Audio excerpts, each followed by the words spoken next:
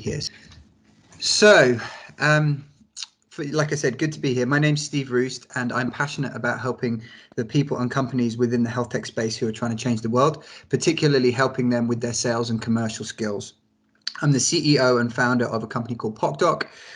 We have a smartphone device that basically allows people to give themselves a test using their smartphone for a range of diseases and receive a full health assessment immediately. I'm also the host of the Health Tech Hour, which is a live radio show once a week going out on UK Health Radio, and I have 15 years plus of experience in C-level commercial roles in VC-backed tech. In addition, finally, I'm a mentor to a number of CEOs and leaders on the commercial and sales skills. Please contact me after this if you have any questions. I love talking about this stuff. It's a real passion of mine to try and help people develop their commercial and sales skills, particularly within health tech. So if I can help at all, let me know. Also, if you want to check out PocDoc, it's at my PocDoc and Health Tech Hour. If anyone wants to discuss coming on the radio show is really aimed at the CEOs, leaders, and founders who are changing the world. So if you do think that you fit that bill, then please do get in touch. I've tried to make this presentation pretty short and snappy. I think probably, as you said, we'll do the Q&A after, but if you want to put your questions in the chat as we go, I think we can moderate them afterwards. I know this is supposed to be like the way to do the perfect pitch, but the way there is no kind of shortcut to that. So this presentation is focused on a few key behaviors that will get you or will allow you to create your perfect pitch, because there's no kind of shortcut or quick recipe. But for me, based on my lived experience and my observation, these are the most basic behaviors that I've witnessed or experienced that will help you be successful, either as an entrepreneur or just generally within business. So as I said, I strongly believe in helping people improve their sales and commercial skills, and particularly with founders. So in my experience, founders, there's this expectation that all founders will be excellent at sales and commercial, like the kind of the cult of the rock star founder.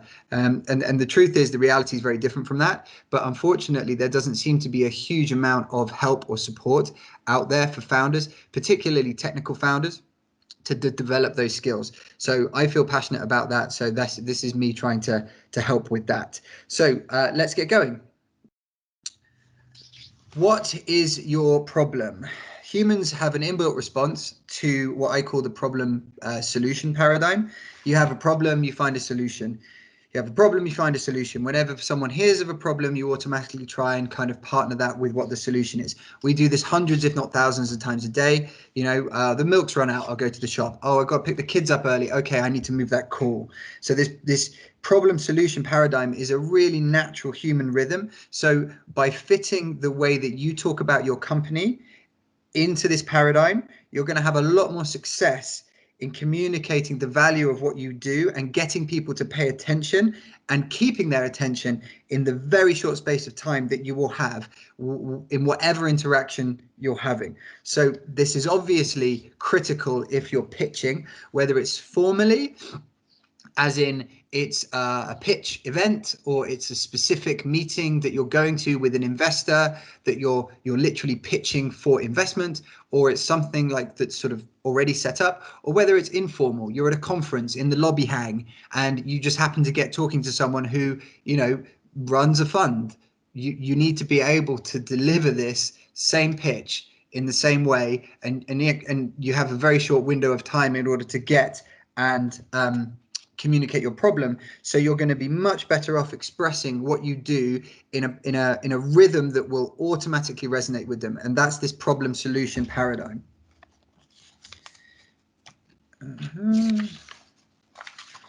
So what do we mean? Like let's try and make this a bit more tangible. So let's look at these two options. On the left hand side, the problem we solve is this: the impact on the industry or patients or consumers is huge. Let's quantify it. The pain is enormous. Let's include some more quantification, and we are best placed to solve this. On the other side of things, you've got the option, which is we've spent 2 years developing a new process to determine something very clever, and it's very special and it's extremely complicated, but we've developed something that's very, very novel. So the option one is what investors particularly, but largely speaking, anyone that you're going to talk to is really going to resonate with and connect with, which is the problem I solve is this. It's huge. Here's some justification for why I'm saying it's huge. The pain associated with that is also huge. Here's some further quantification and evidence for that. And now you believe that the problem's real and that it's huge. Let me tell you how we're best placed to solve that. This then, if you set your interaction up like that, it allows you, or it basically forces the interaction to take place within that framework. So it means that you've taken control from the very beginning of how that meeting is going to continue. So you've communicated this. That means that that person's responses are going to be geared around this paradigm that you've already explained. So you've already sort of introduced the framework of how you want the meeting to go, how the filter of how that meeting is going to go. If you and also by doing the problem solution paradigm option, you create like a backstop for yourself so that you can always refer back to in that interaction. So you say the problem we solve is huge, it's enormous, here's some data that shows that, and we're best placed to solve it. And further in the meeting, the person might say, well, I'm not so sure that this market is, I don't think that there's a market for your product. Well, let me just remind you what I said at the beginning. The problem is this, and actually, if you look at the data here and the data there, you can see that you're wrong. The problem is huge. So actually, respectfully, I think that you're wrong, and therefore we're best placed to solve this by doing X, Y, Z. So you can keep referring back to it. If you take option two, which is to put your technology first, which is more often than not, this is what people do because they feel really comfortable and really safe with talking about their technology. If you do option two, you're taking a very, very big risk. People, it's an unknown risk, but if you play it out by focusing on your technology and explaining it like you do, first of all, there's a chance that you just might not get their attention because they're just not interested and they just don't understand what you're talking about. The second thing is, let's say that they do display some kind of an interest. Before you've even communicated what your value is, they may start to dig into your technology. They may start to criticize it. They might start to say stuff, well, hold up a second, I don't believe that your technology works like that. Or, oh, I've seen there's another competitor that does that. Or, oh, I just saw that the regulator said that technology, we're not going to approve it. And suddenly you're on the back foot. Before you've even established what your value is or what the market is or what the problem is, you're actually kind of, behind the eight ball before you've kind of got anywhere. So as a founder or any senior leader in an organization, I would recommend that you be able to deliver the few sentences about your company on the left at any moment in time, drop of a hat. I would also recommend that anyone in your organization should be trained to be able to do this, because you never know when someone in your company is going to bump into somebody or be in a situation where they might have to pitch in some way, shape, or form. And in order, people in your organization across the board being able to pitch is quite useful as we move on to the next slide, because everyone is in sales. You are in sales. Now, this is kind of a cliche, and I'm sure people have heard it before, but in my lived experience and based on observations over many, many years, this is true. The people that are able to internalize this and embed this, i.e., they accept that they are in sales, founder accept that they are in sales, they embed a culture within their organization where everyone understands that in any given moment in time, they are promoting the company and they have the ability to sell the company and communicate the value of the company. Those are the companies, and those are the people that have a greater chance of success. So Mark Cuban, this guy that did this quote, is a billionaire tech guy from the US. And there are two things in this quote I want to highlight. So the first one is that everyone has to accept that they're in sales all the time, starting at the top, right the way through the organization. And the second piece is that your mindset is, as we already talked about, within this problem solution paradigm. So in any given situation, you're trying to sell by expressing what you do as a solution to a problem, not as a product.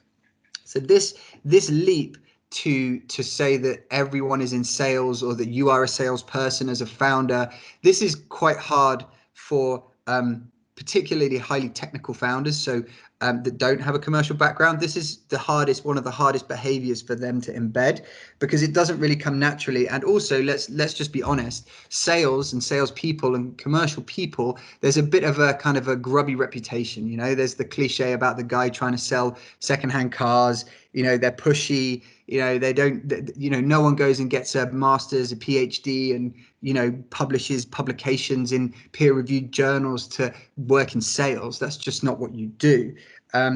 However, the truth is if you as a technical founder are able to add sales and commercial skills to your repertoire, you're in a phenomenally strong position, because it will set you apart from all of the technical founders that don't have that and don't want to and won't engage. And it will set you apart from all of the commercial non-technical founders who don't have your qualifications and your background and your skill set in that area. And that is completely impossible for them to get, right? Because they can't go back to university, or they're highly unlikely to go back to university and do all of the studying that would be required. So if you as a founder can embed this and actually embrace this, you will be in an extremely strong position. The other way to think about this is that if you are able to get your problem solution paradigm statement nailed, that means that you can communicate that to anybody in your organization, and they can say that at a drop of a hat. And you don't know, you know, random things happen in business. You know, it might be someone in your lab team knows somebody in another company that is extremely valuable that you want to partner, or their uncle or aunt is on an investment board of a VC fund, etc. So you want those people to be able to activate those connections very, very slickly, because if they don't do it at the moment that they need to do it, they don't do it right, that thing's going to get lost. It's a lost opportunity.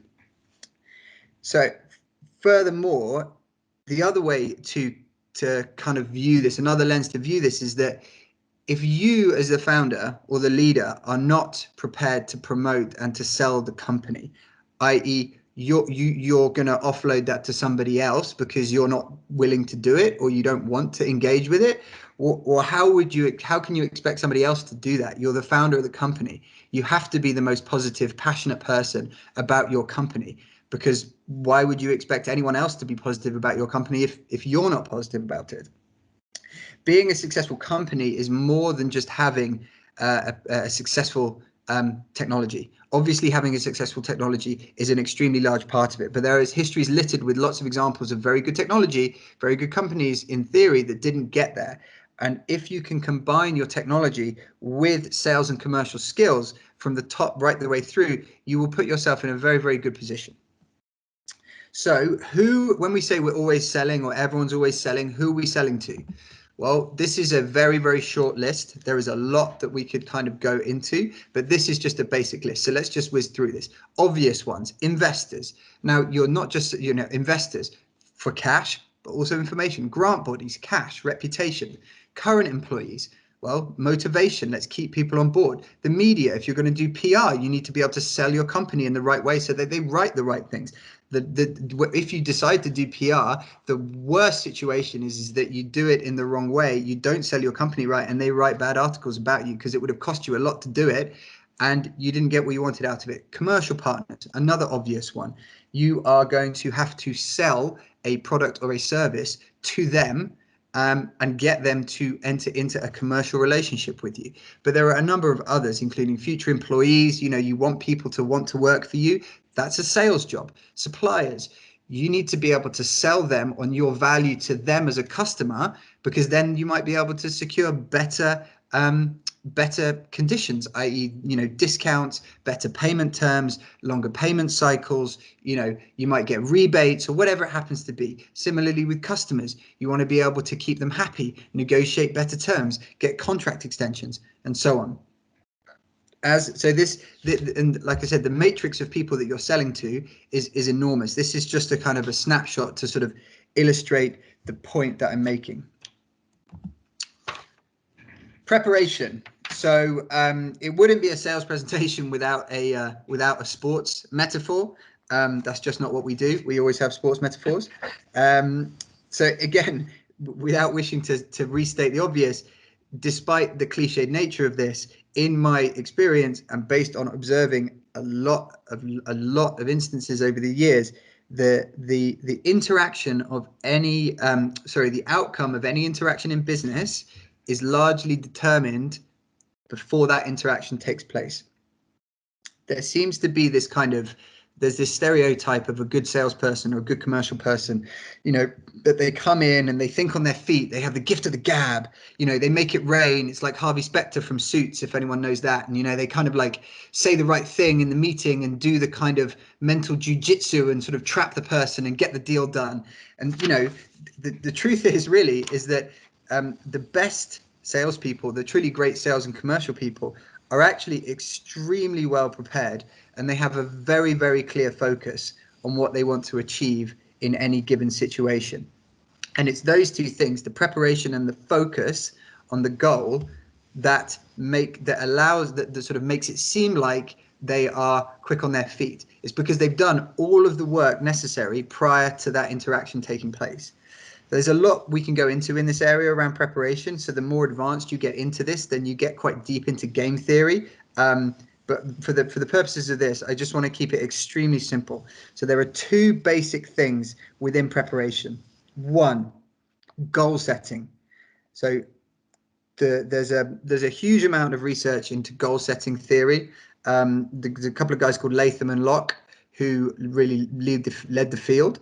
And what they discovered is that just by setting a goal, you are more likely to achieve that goal. So, and you will raise your performance just by having a goal. The second thing that they discovered was that there's a linear relationship between the difficulty of a goal and your performance, i.e., the more difficult the goal you set, the higher your performance in trying to achieve that goal. So that means two things. One, by setting goals, you're more likely to get them. Two, if they're stretch goals, you're actually going to perform better.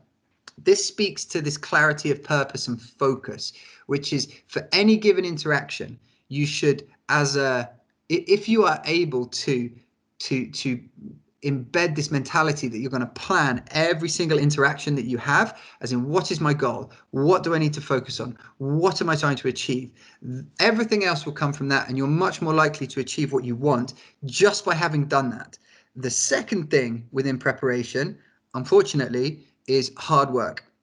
There's no escaping it, and there's no shortcuts. So once you get clear on what your goal is, what your focus is, once you've decided that this goal is what I or we want to achieve, and you've committed to that, you have to do everything in your power to get there. And that is hard. It's not easy. It's easier to just take the shortcut, rock up to the meeting, not having really prepared, not having practiced your pitch, not having done your research, and oh yeah, okay, we know our stuff, we're going to wing it. So the biggest thing here that people don't do is that the biggest thing that people don't do is that they just don't do their prep. The second biggest thing, the biggest error here, is that they only go halfway. So what they do is they prep all the good stuff, right? All the stuff they know about the technology, they know about the service, they know about the pricing, they know about how much money they want to raise, they know about the market. They do all of that stuff because they know that stuff, and they prep, they learn their script, they learn their pitch, they do all of that stuff. What they don't do, where they stop, is that they hide from their weaknesses. They stay in their echo chamber. They don't look for the difficult questions because they don't like the answers. What you need to do to mark yourself out and to give yourself an even greater chance of success is embrace the negatives or the potential negatives about your product, your service, or your company. This is where salespeople are extremely adept, because a salesperson understands that he or she will hear no 100 times for every yes. So we expect to hear no. And actually, sometimes we like a no because we can get information from a no to adapt ourselves. But we plan for a no, we plan for pushbacks, we plan for criticisms and for arguments, and we prepare responses for each one of those things. And I would recommend that you do the same, because if you stop halfway, then what will happen is you'll do a great pitch to begin with, and then someone will ask you a difficult question and you'll fall over. Okay? Generally speaking, everyone like, let's take investors, for example. If I go back to my first point, around this problem solution paradigm, you know, your entry level table stakes is that you're going to be able to pitch your company in a coherent, sensible way. No one's going to give you any money just because you can pitch your company in a couple of minutes pretty well. Where you win the deal is in how you respond to all the questions, because they're going to come for you and they're going to try and criticize and poke and tear it down. And you need to have that prepped as well. So going back to, let's just quickly go back to this slide, and I'll just take a couple of examples around, if we go back to this concept of goal setting. So because in any given interaction, there might be multiple different objectives. So part of the goal setting exercise is to really understand what you want from each interaction. So let's take investors as a first one. So the obvious thing that you want from an investor is money, but actually, if you're an early stage company, you might need to get information from investors to understand what they want to see in order for them to make an investment. So actually, you might, in your first 1 or 2 investor meetings, you might want to actually focus on information gathering, which is a really different objective. And information gathering is your objective, then your preparation is very, very different if you're actually going in there and pitching for money. Similarly, if you are speaking to, for example, the media and you are launching a product, is very different to responding in a crisis. They're 2 very different objectives, and you prepare very differently. Similarly with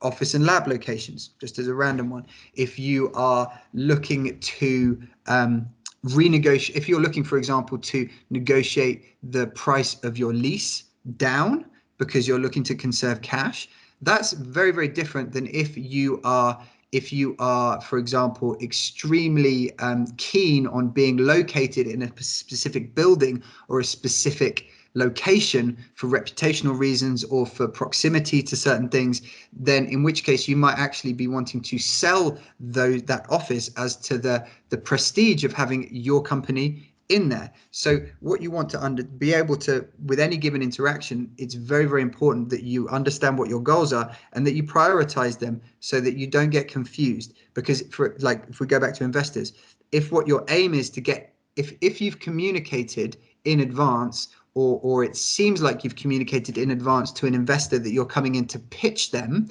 their expectation will be that you're coming in with a pitch. When you show up with questions to gather information, they're going to be a bit thrown, right? So that's part of this preparation, part of embedding, understanding what your goal is. I guess this relates to this idea of a pitch, right? So when I talk about interactions, what I really mean, I think what I really mean is what people refer to as a pitch. So your pitch is very specific to the specific interaction that you're planning. Anytime that you go into an interaction, effectively you are pitching in one way or another, and how you structure that is based on what you're trying to achieve. Okay, finally, you will be more successful if you are able to develop a personality that transcends your product.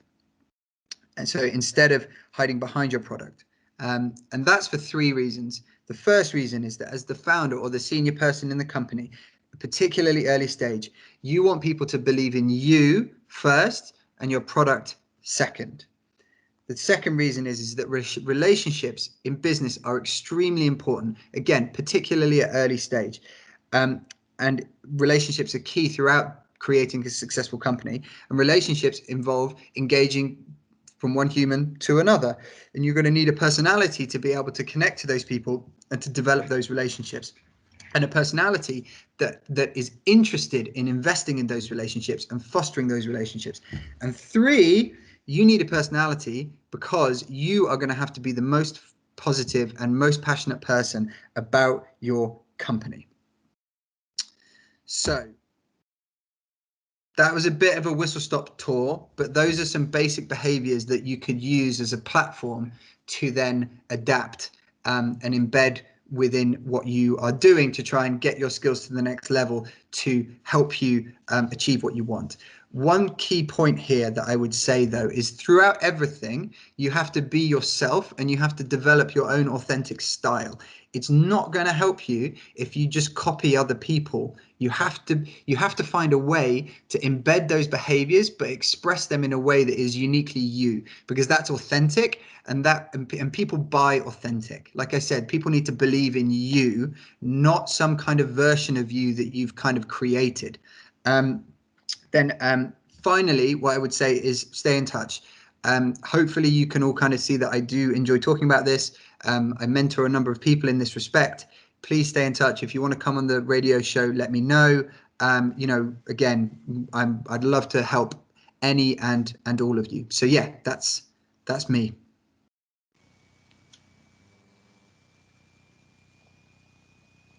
Oh, that's brilliant. Thank you, Steve. So we'll open the floor to questions. Anyone want to put anything in the chat, or be bold, switch your camera on and ask the expert. Steve is here for any questions.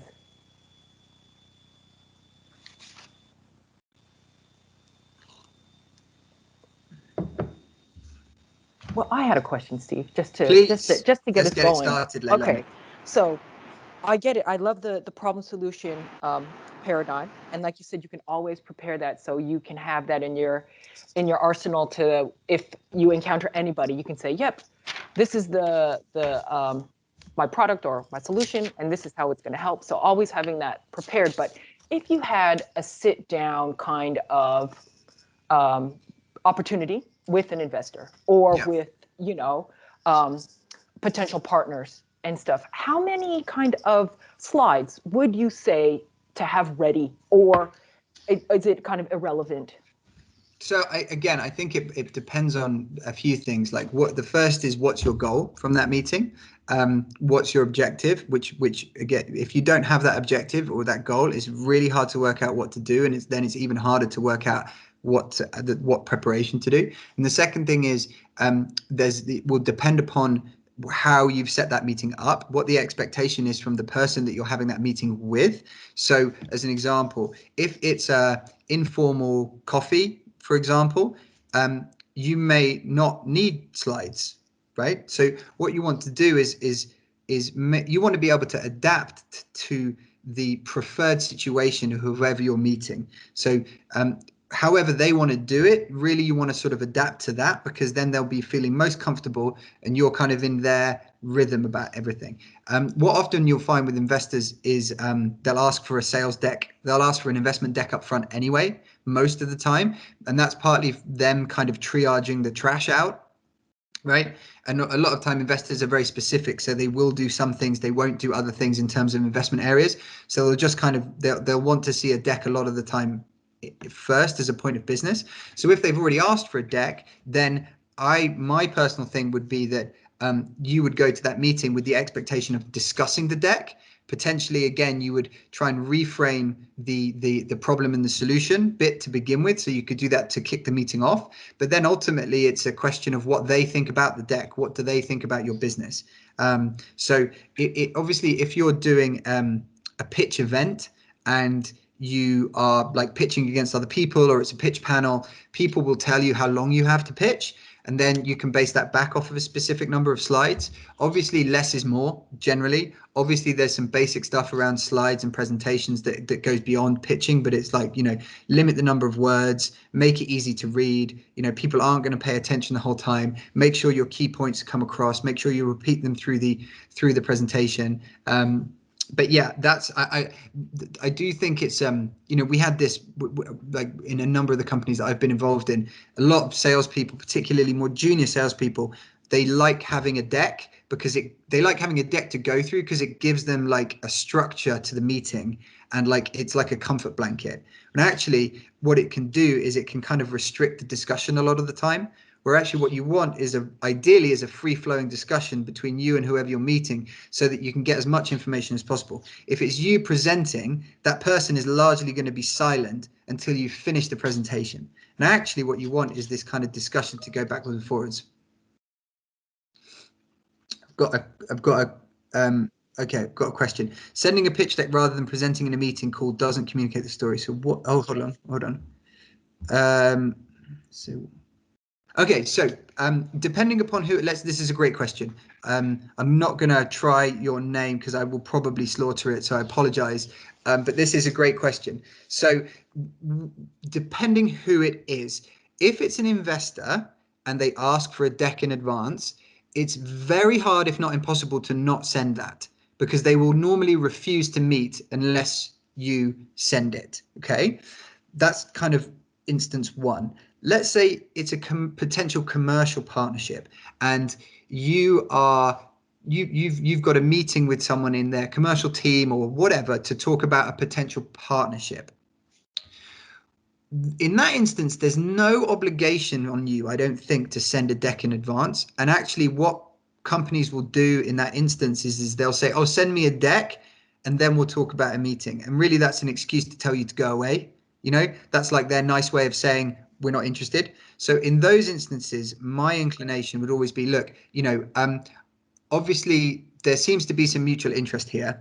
However, I'd really appreciate it if we could just meet and discuss in more detail, and then we can come back to you with some thoughts, with a proposal. We can put some stuff in writing.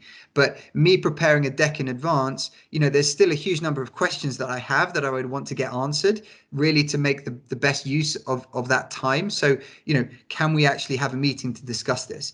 And by insisting on a meeting in that way, if they say, no, no, no, you have to send through a deck before, you normally, that's not a good sign. That it's normally a sign that they're not really that interested. Potentially they're kind of trying to put you off.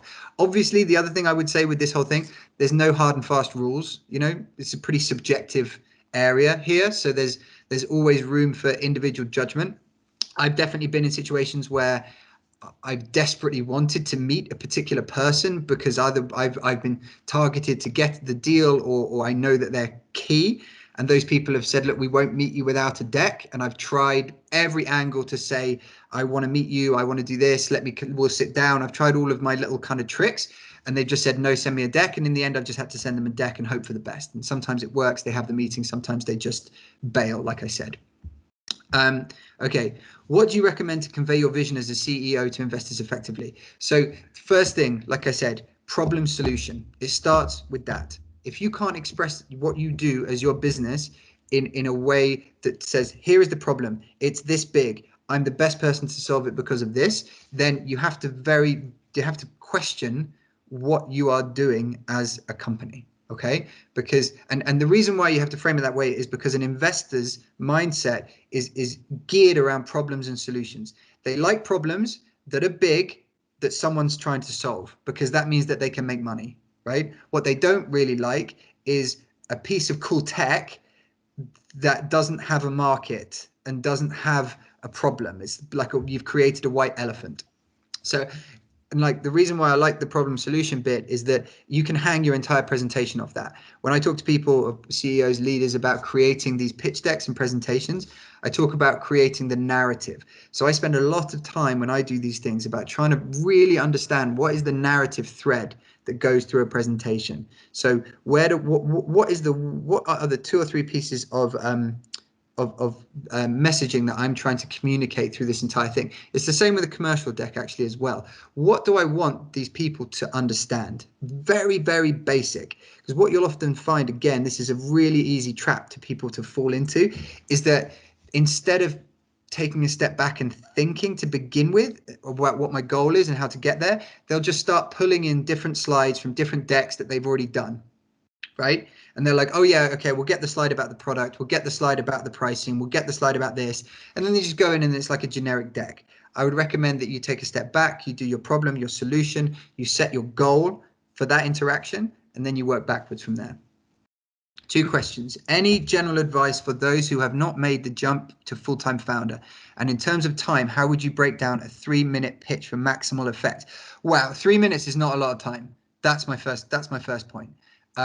It's barely a pitch. It's 3 minutes. So if that's what you are being, if that's what you're, like if that's the, I don't know what your, what kind of scenario that is, but I'll answer your question in 2 things. With a 3-minute pitch, you have to be on the money. Okay. There is no hiding there. So what that means is that you need to have that scripted, absolutely word for word scripted and learned, particularly if they're going to cut you off at 3 minutes. I don't know if they will or they won't, but sometimes they're very, very strict about these things. So like you've got 3 minutes. So like you've got to think about it. That's like 15 seconds who you are, just in general. Hi, I'm Steve. I do this. And then you probably want to have a minute to a minute and a half, which is, well, probably like a minute, which is here's the problem. This is how big it is. A minute, which is how great we are at solving it. And then you wrap up and that's it. You don't try and do anything else because you've only got 3 minutes. So, and I would emphasize, really emphasize with 3 minutes, if it's a competitive situation, which I think you've just said that it is, if it's competitive, you would want to practice this over and over again. You would want to try and find somebody, if you can, who's either been through that process and succeeded, or has maybe been on that panel before, or is connected to that panel, who's done another panel, so that you can test it with them. Because I guarantee you that your first pitch won't be your last pitch in terms of what you would like. If you, the way you'll write it to begin with, if you can get someone to critique it, you'll be able to improve it dramatically, way beyond what you would be able to do yourself. So that would be my my advice to you on that. 3 minutes is hard. That's a really hard ask. But again, if you do problem solution, you've done more than most people will do, okay? Because a lot of people will come on and talk about their tech, right? But actually, if you go problem, it's massive. Here's my solution. You can kind of, that's like mic drop, done, as a worst case, okay? Anything on top of that is bonus. General advice for people to make the jump from full-time founder. It's super hard. I'm not going to lie. I think it depends on your financial situation, obviously, you know, what you're able to afford. I think it depends on what your comparative situations are. So you're in one lane currently. How bad is that lane versus how good being a founder would be? You know, there's often a point with founders where they get so frustrated or so negative about what they're currently doing that their downside option is so bad that they might as well just take the risk. You know, at that point, it becomes just better to take the risk and see what happens. What I would say, having done it, is that you know, assuming that you can figure out a way to live financially, you will learn far more and develop far more that doing your own company than you will working for somebody else, without question. Like it's not even a comparison. Okay, so however senior you are in someone else's company, you're going to learn 100 times more being a founder of your own company. But you obviously have to live, and maybe you have a mortgage, and maybe you have kids, and there's all these other considerations that you have to take into account. So I hope that answers your question. Good and free sales training platforms for scientists, entrepreneurs. I actually don't know any, which is why I do this. So I have my own platform, and I offer courses and training and things like that, and mentoring. So because first, I believe that sales and commercial skills are quite hard to learn through a screen in isolation. I think you have to coach people because people's baselines, people's personalities are very, very different. So just reading stuff is hard. And then secondly, there isn't really an automated platform that I know of. You know, maybe someone else knows of one they can put in the chat. But if you want me to help you with anything, please just contact me and we can talk about it. Sales book to learn sales. Okay, I can put some books in the book list. Most sales books are bullshit. Okay, if you excuse my language, it's like it's sort of like, I don't know. I wouldn't really trust most sales books. What I would be looking for, or what I found helpful for me, and like, don't forget, you know, I was 22 or 23 when I sort of started off in the sales world. So I didn't know anything. I started from kind of a zero, and I was looking for stuff to read. And there just isn't much out there that's any good, you know, because none of it's really based on like going back to actually trying to understand specific behaviors. I much prefer to talk about behaviors that you then personally adapt into your style, as opposed to stuff that says, well, you know, say this in this situation and say that in that situation. Also, the other thing you'll find in sales books is that they'll be organized. They'll try and there's a lot of sales books about how to run a sales organization, which if you're an early stage founder, you don't need to know how to run a sales organization of 100 salespeople, because that's not what you have. What you need is to understand what basic sales and commercial skills you need to get your company to the next level and the next level and the next level. So I've got some books that have really helped me, but they're not specific sales books. They're more around mentality, mindset, behaviors. So I can put them in the chat if you want me to. How do you best identify scalable problem you can pitch in the health and life science field? Yeah, look, I mean, my background isn't scientific, but I am the CEO and co-founder of a health tech company. I've learned obviously a lot about the science behind what we're specifically doing. In terms of how you identify a problem, yeah, there isn't really a hard and fast rule for that. One of the good things to do is if you're an entrepreneur looking for a problem, i.e. you've got all the energy in the world and all the will and all of the ability and energy, but you don't have a problem yet, look at a boot camp, or look at one of these kind of like startup schemes, accelerators that match you up with other entrepreneurs, because they put you through a course where you sort of are forced to find problems, right? So that's not a bad way to go.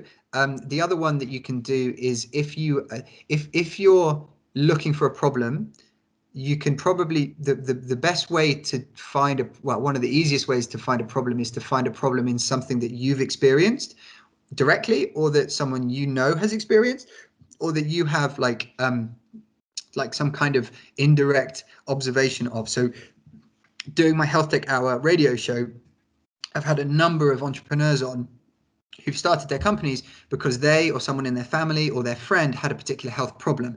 So one of the founders we had on founded a company to help the diagnosis of polycystic ovary syndrome because she had it and she had an awful time being diagnosed.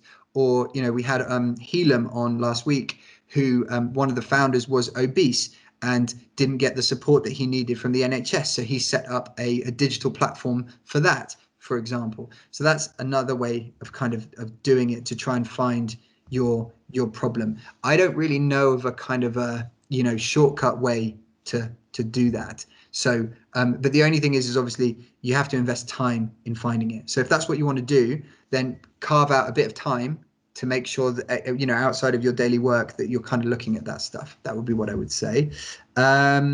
Okay, Steve, how do you strike the right balance? One more question. One more question, sorry. Real brief, and then we'll go on to the next. I only have one more question. Yeah. How do you strike the right balance between describing your market entry problem and the larger opportunities of your technology? Great question, right? Because that's a great question, because what you want investors to believe in is, well, you believe because you're developing your technology that has all of these possible applications, okay? But it's hard to communicate those and it's hard to justify those. So I think it goes in stages, and it kind of depends upon the level of investor or the whoever you're talking to. So if you're early stage, really a lot of the time, like if you're talking about angel stage, which is high net worth individuals, really wealthy individuals are kind of classified as angels.